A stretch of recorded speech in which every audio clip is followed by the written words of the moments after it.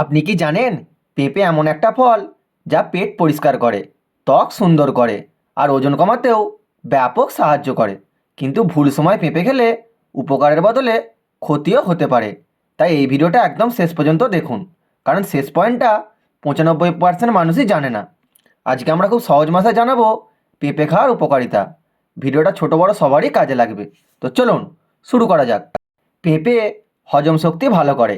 পেঁপেতে থাকে পেপেইন নামক এনজাইম, যা খাবারকে খুব সহজে হজম করে।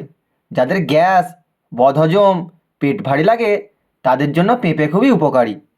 ভারী খাবার খাওয়ার পর পেঁপে খেলে হজম খুব দ্রুত হয়, পেট পরিষ্কার ও কোষ্ঠকাঠিন্য দূর করে।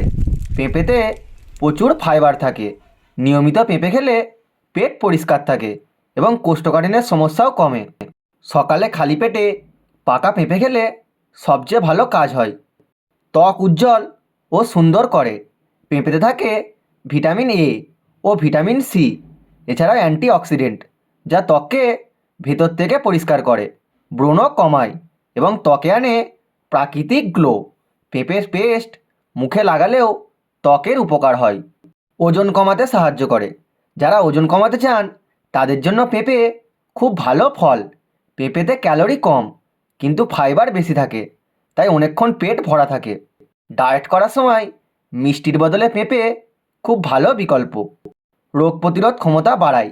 পেঁপেতে ভিটামিন সি থাকে, যা শরীরকে সর্দি কাশি ও নানান সংক্রমণ থেকে বাঁচায়। নিয়মিত পেঁপে খেলে শরীর ভেতর থেকে ডিটক্স হয়। হার্ট সুস্থ রাখে।